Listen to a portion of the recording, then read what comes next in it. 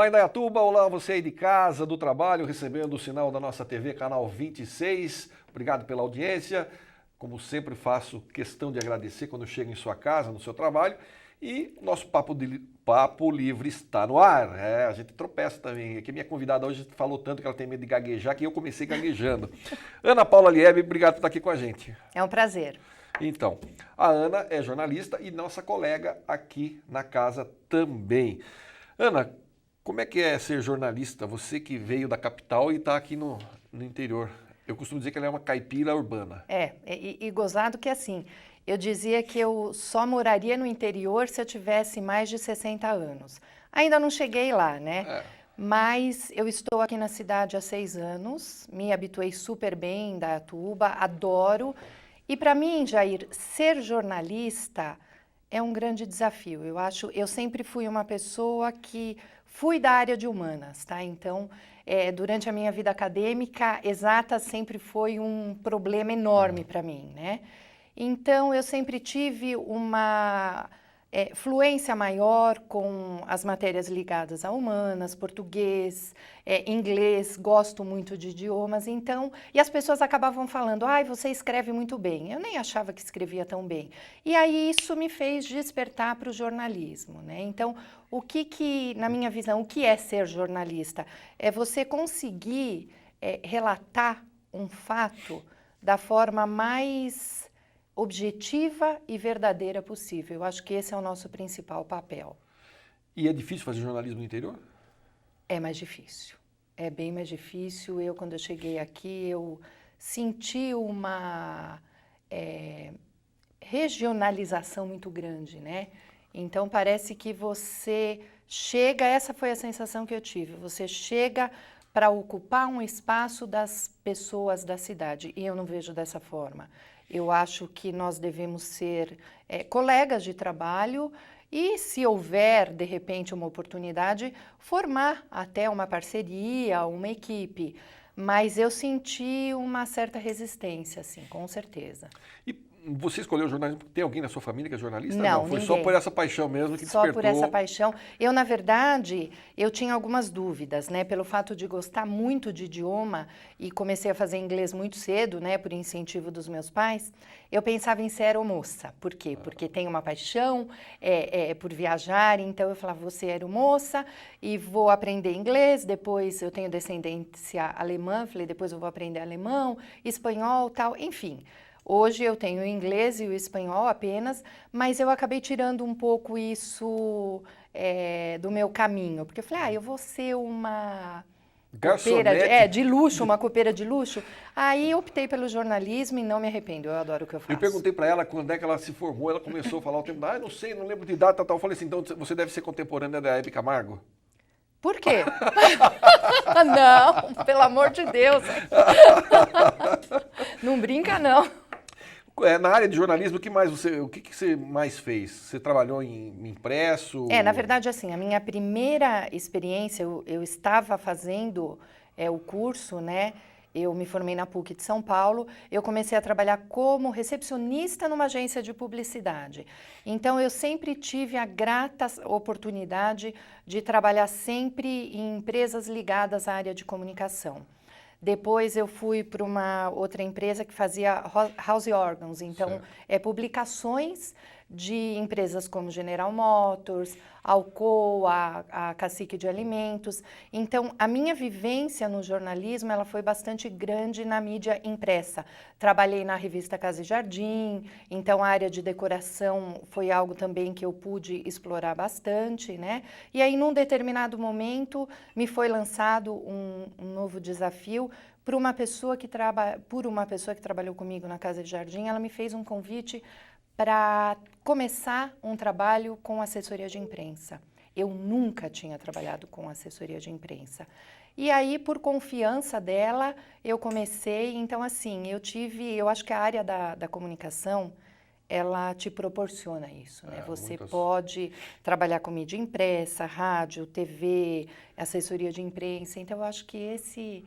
Qual é a sua experiência? Como é que você está sentindo, avaliando essa sua experiência com TV? A TV encanta a gente, né?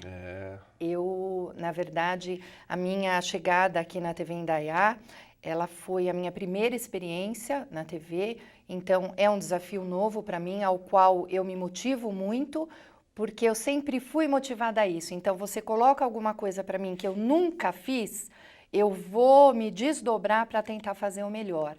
Então, para mim está sendo um aprendizado muito grande, onde você tem que aprender a falar da melhor forma possível, a postar a sua voz da forma mais adequada e levar a mensagem que você precisa para o telespectador da forma mais clara e atraente possível, né? Você disse que você só iria mudar para o interior com mais de 60 anos, na casa dos 60, e chegou aqui com a metade, bem menos da metade disso. Por que você veio para Indaiatuba?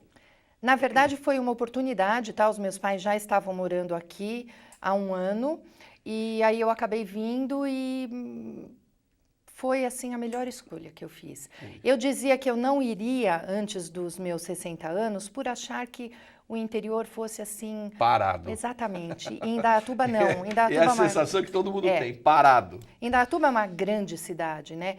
Eu, felizmente, Jair, eu fui muito bem acolhida aqui.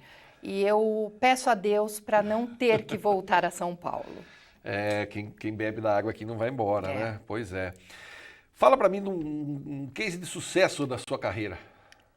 Olha, a sua pergunta é interessante. Eu tenho um case de sucesso que me marcou muito. Eu trabalhei durante 6 anos para a Associação Brasileira de Alzheimer. Tá? Foi meu primeiro trabalho como assessora de imprensa, né? Então foi um desafio muito grande.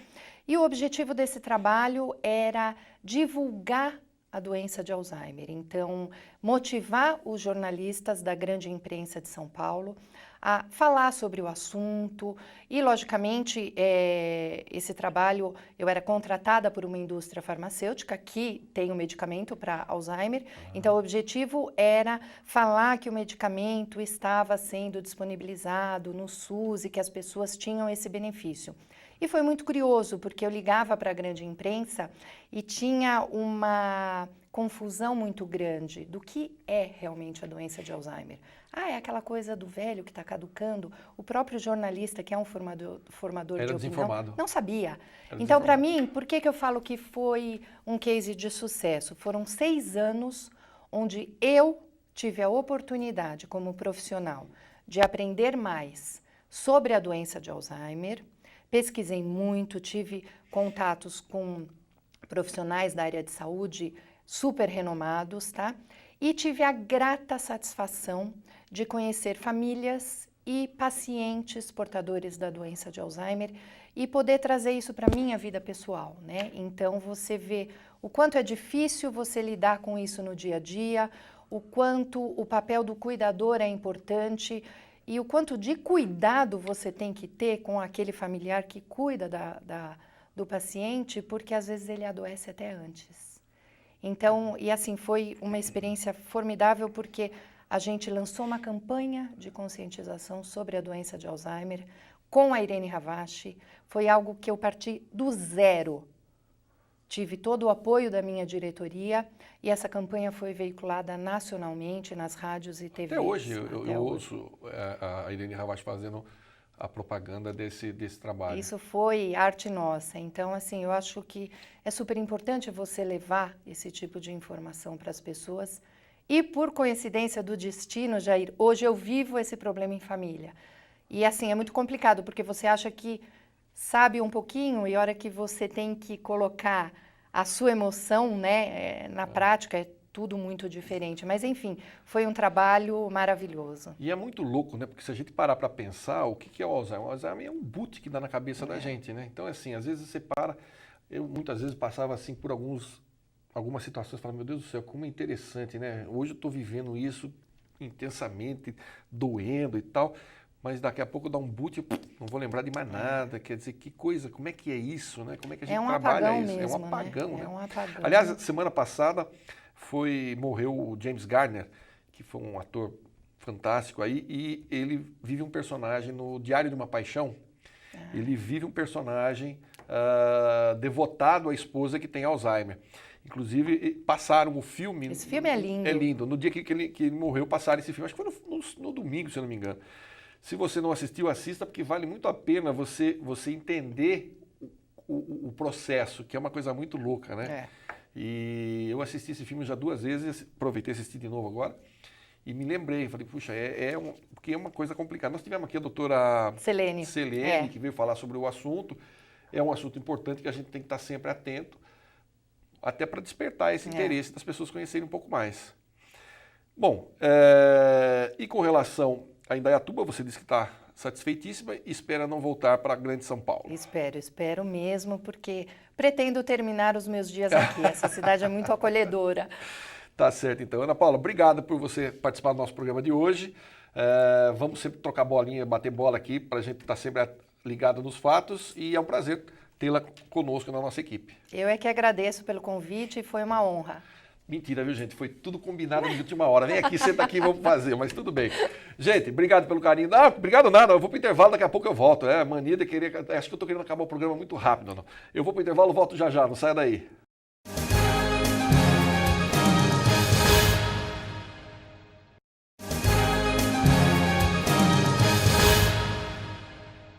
De volta com o nosso Papo Livre de hoje, nós estamos mostrando para vocês aí as pratas da casa, depois da Ana Paula, agora vocês vão conhecer a produtora desse programa e também, em breve, âncora do nosso programa de esportes, Giovana Seabra, coleguinha jornalista, também filha da PUC. Isso mesmo. Muito eu tô bem. sempre por aqui. Ela está sempre por aqui, desse lado. Diferente da Ana Paula, ela está sempre por aqui, atrás das câmeras. Hoje, agora está a Ana Paula lá e ela está aqui.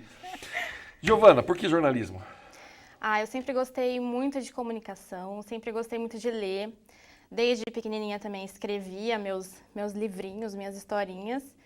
E quando eu fui estudar também, eu tive uma professora, aliás, queria mandar um super beijo para ela, que é a Virgínia. E ela me dizia, ela falava, não, você é de humanas, você escreve super bem e tudo mais. E aí no jornalismo eu descobri uma forma de unir o que eu gostava de fazer, que era além de ler, contar histórias que eu conhecesse, que eu ouvisse.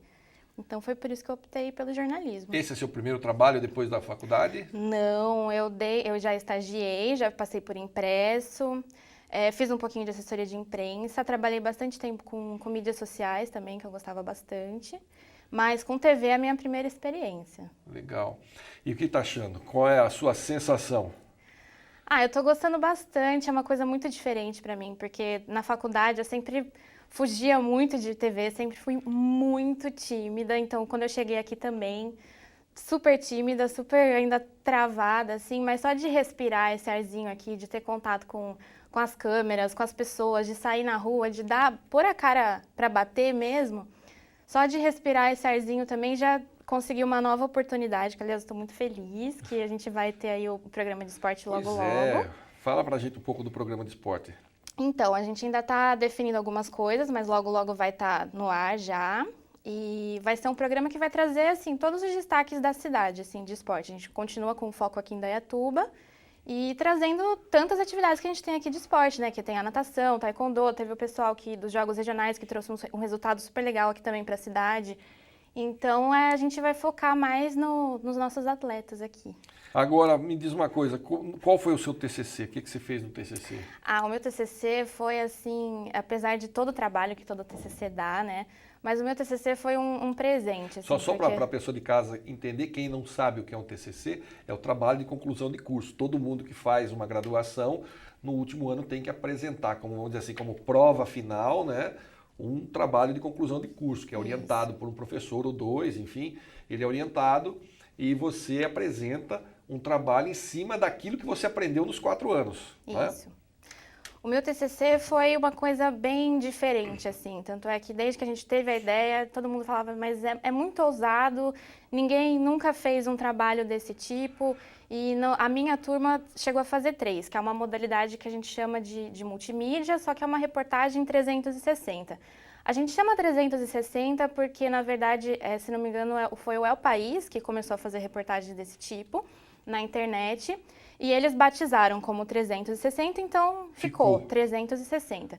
Então, o que que é? A gente disponibiliza um conteúdo na internet como se fosse uma grande reportagem, então utilizando texto, vídeo, áudio e fotografia. Então, a gente explora todas as áreas que a gente aprende na faculdade e a ideia inicial era fazer sobre mercadão, comida regional. Então, a gente ia visitar os 4 mercadões aqui da capital do Sudeste, só que era uma proposta super ambiciosa, porque o tempo era curto e não dava pra gente fazer essas 4 viagens. O Mercadão é um universo muito amplo, né?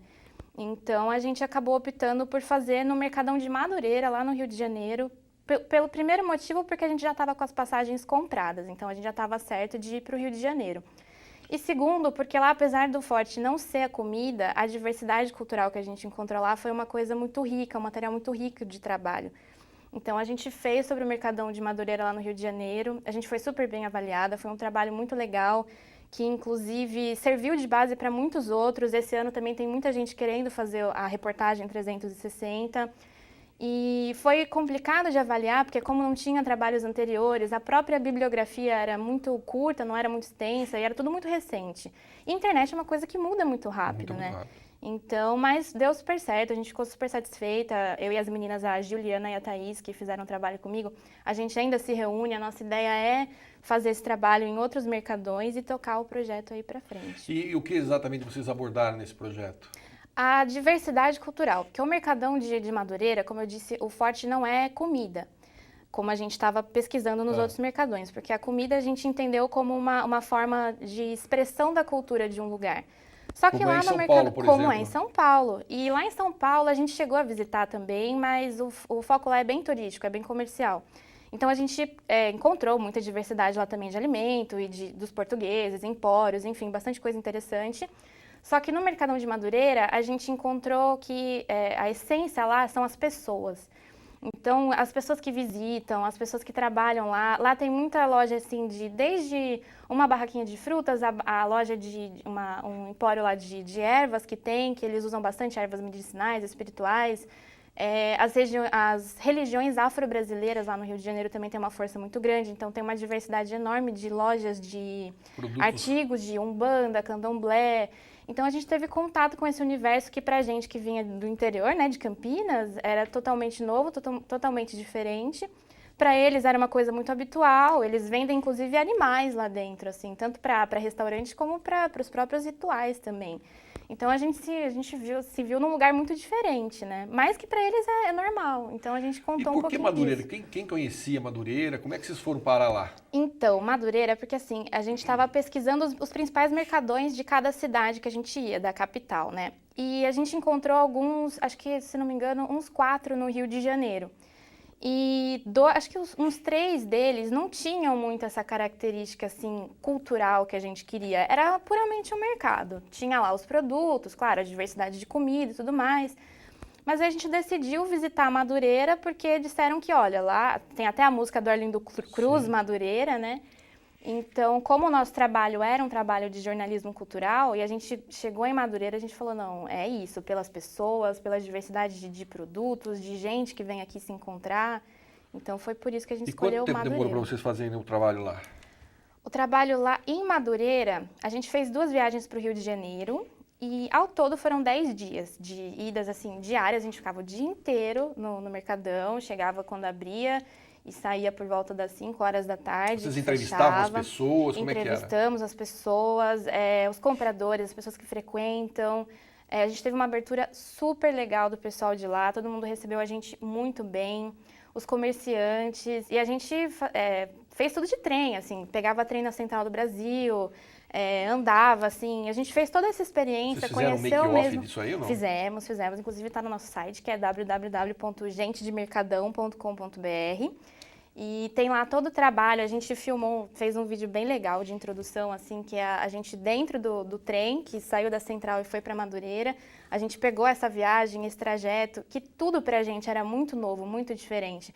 As pessoas lá no trem, por exemplo, geralmente quando a gente anda de ônibus aqui em Indaiatuba, em Campinas, tem gente que entra vendendo alguma coisa, assim, e as pessoas não dão muita atenção, não compram e tudo mais. Mas lá em Madureira, eles entravam vendendo desde salgadinho, bala, refrigerante, até escova de dente, brinquedo, e as pessoas compravam muito. Então a gente ia, todos esses detalhes, desde o trajeto até a chegada lá no Mercadão, a gente ia percebendo e tudo aquilo era uma informação pra gente, né? Pensar que o Silvio Santos começou a vida dele vendendo, mascateando na balsa Rio-Niterói, exatamente isso que ela está falando, né? E vamos imaginar que o cara hoje é um dos homens, se não é o maior pagador de imposto pessoa física do país, é o segundo, mas está ali. Então é uma coisa complicada a gente imaginar que um homem, complicada no bom sentido, né? Um homem que começou vendendo, mascateando na balsa, é o homem mais rico do Brasil hoje, né? Uma coisa bem maluca. E dessa experiência toda, que lição você tirou? Do TCC? Qual foi a Olha, grande lição que você tira dessa experiência? a grande lição que eu tirei dessa experiência, acho que foi trazer um pouquinho comigo da diversidade e do relacionamento com as pessoas, assim, porque cada pessoa que a gente encontrou teve um impacto muito grande, assim, pra gente. Teve uma senhora que a gente entrevistou, que a gente deu um foco bem legal nela também, que é a Dona Efigênia, que é uma figura caricata lá do Mercadão. Então, assim, desde aquela sabedoria popular, de tal erva é bom para isso, a gente absorve isso, traz isso pra gente, até a forma de lidar com a vida que elas têm. Então, tudo isso serviu de um aprendizado pra gente que foi muito importante, tanto para a formação pessoal quanto profissional. Vamos mostrar para o pessoal de casa aí um pouco desse trabalho. Do Mercadão de Madureira é essa variedade de produtos.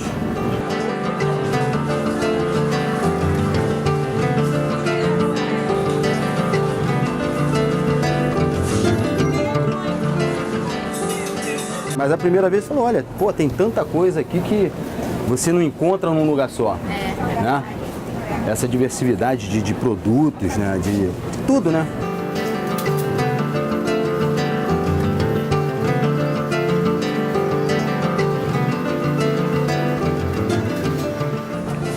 Pipa é um mistério, igual os pipeiros. Tem pipeiro aí, ó, que vive bem. Pipa da gente.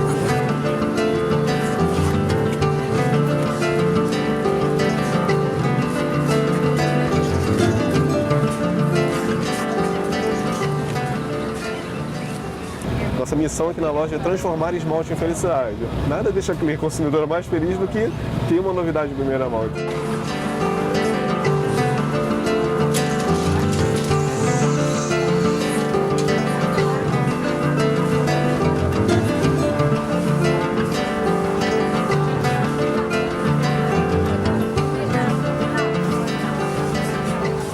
Tá aí então um pouco do trabalho das meninas aí, o TCC, Trabalho de Conclusão de Curso, que elas fizeram aí quando se graduaram jornalistas. O Giovanni, que história é essa de linguagem de Libras? Como é que esse negócio, linguagem de mãos aí, como é que você entrou nessa história aí? Então, a minha mãe, ela é pedagoga, ela é especializada em educação especial e ela sempre deu aula para surdos, né, para deficientes auditivos. E quando a gente mudou aqui para Indaiatuba, ela dava um curso de Libras e ela chegou a abrir, junto com um casal de amigos que tinha um filhinho surdo, que inclusive ela trabalhava junto com ele, eles abriram um espaço surdo aqui em Indaiatuba, ficava ali perto do Shopping Jaraguá, mas acabou fechando e quando a gente mudou para cá, ela tinha uma amiga que também era deficiente auditiva, que acabou indo trabalhar na minha casa quando eu era pequenininha, tinha uns 5 aninhos, e eu ficava o tempo todo com ela, o dia inteiro com ela. Então, além assim daquele primeiro contato que eu tive com a minha mãe, de aprender um pouquinho, com ela eu só podia me comunicar com Libras. Então, eu aprendi a falar meio que na marra e fui gostando. E ela é que nem uma segunda mãe para mim, a Bá. E ela frequenta a nossa casa até hoje, também cuidou do meu irmão, até o meu irmão ter uma certa idade, assim, ficar maiorzinho. Então, começou aí. E eu sempre acompanhava os cursos que ela dava pro pessoal aqui de Indaiatuba também. Sua mãe? Minha mãe, E aí, até outra semana, teve essa... Acho que semana passada, esses dias aí... Foi, esses dias. Nós tivemos um problema de uma pessoa que foi na delegacia fazer uma queixa, coisa que Ele vale? foi registrar a ocorrência, é um deficiente auditivo também lá de Campinas. E aí ele veio até a delegacia de Indaiatuba registrar a ocorrência porque o carro dele foi roubado E ele foi feito de refém, trouxeram ele até o desvio do pedágio, ali mais ou menos na região de Helvétia, deixaram ele ali. E aí ele, por sorte, encontrou um policial, uma viatura da polícia militar que estava passando por ali. Ele conseguiu chamar a atenção dos agentes lá da polícia e trouxeram ele até aqui para registrar a ocorrência. E aí passaram aqui para a nossa equipe de jornalismo. E aí, acho que, se não me engano, foi o Leozão que lembrou. Ah, mas a Giovana fala Libras, então vai lá, vamos ver o que aconteceu. E fui lá, conversei com ele. Ele recebeu a gente também super bem, foi super simpático, me explicou tudo o que aconteceu. E é uma oportunidade muito legal de você usar essa habilidade, assim, de se comunicar de tantas formas diferentes, né? Porque eu até questionei o policial, mas como é que foi a comunicação com ele? E ele me disse que foi tranquilo, porque com leitura labial, com alguns gestos que eles fazem, você consegue entender, apesar de você não dominar a Libras, né? Mas foi muito interessante, muito legal essa experiência. Que legal, maravilha, então. Bom, Jô, obrigado pela participação no programa. Eu que agradeço. Eu que agradeço, é sempre assim, essa historinha eu que agradeço. E o Foi Pra Consul. E o Foi Pra Consul, sou eu que falo, depois que desliga a câmera, eu ponho a pauta do lado, Foi Pra Consul. E nosso programa chegou ao fim, espero que vocês tenham gostado também da apresentação aí dessas duas pratas da casa. A Giovana, que todo dia aí trabalha atrás das câmeras, em breve na frente das câmeras também. Sucesso, viu, Jô? Obrigada, Jair. Que você seja muito bem sucedida. Obrigada. Estamos todos torcendo. Você Obrigada. de casa, obrigado pelo carinho da audiência e da paciência. Eu fico por aqui, se Deus quiser, nos vemos no próximo encontro. Não esqueça, Facebook, curta a nossa página lá, assista ao nosso programa também pelo YouTube. E quer mandar uma dica, fazer uma crítica, uma sugestão, papolivre@tvindaiá.com.br. A gente se vê então no próximo programa. Fique com Deus, muita paz. Fui!